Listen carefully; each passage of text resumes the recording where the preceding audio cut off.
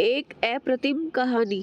यह उस समय की बात है जब छोटी उम्र में लड़कियों का बेमेल विवाह कर दिया जाता था। किस्सा एक ऐसी विपन्न ब्राह्मण परिवार की लड़की का है जिसकी शादी महज 9 वर्ष की उम्र में 25 वर्ष के युवक से कर दी जाती है। 14 वर्ष की उम्र तक पहुंचते ही वह लड़की मां बन जाती है, लेकिन यह खुशी 10 दिन ही कायम रह पाती है। नवजात बालक बीमारी से दम तोड़ देता है। 11वें दिन नवजात की मृत्यु हो जाती है। शिशु की इस मृत्यु का असर पूरे परिवार पर पड़ता है, लेकिन लड़की तो जैसे काठ बन जाती है। इन्हीं बेहद संतप्त क्षणों में वह एक ऐसा प्रण ले लेती है जिसकी कोई मिसाल नहीं। वह अपने आप से कहती है, जो मेरे साथ हुआ वह किसी अन्य लड़की के साथ नहीं होगा। अब आगे वह खूब पढ़ाई करेगी और डॉक्टर बनेगी। शिशुओं की होने वाली असमय मृत्यु को रोकेगी।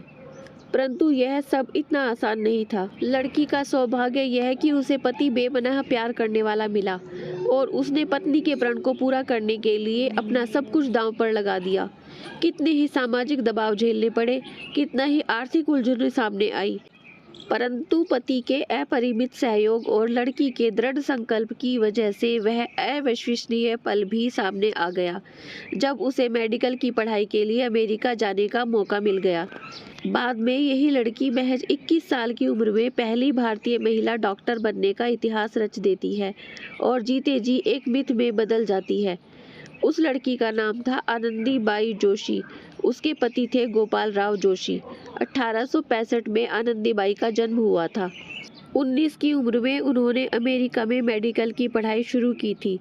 1886 में उनकी पढ़ाई पूरी हो गई और इसी साल के अंत में वह डॉक्टर आनंदीबाई जोशी बनकर भारत लौट आई थी। देश के लिए यह एक बहुत बड़ी खबर थी।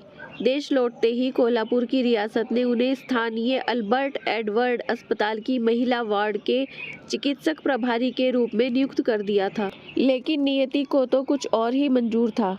साल भर के भीतर ही आनंदी तपेदिक की शिकार हो गई। 1887 में महज 22 साल की उम्र में उनका दुखद निधन हो गया।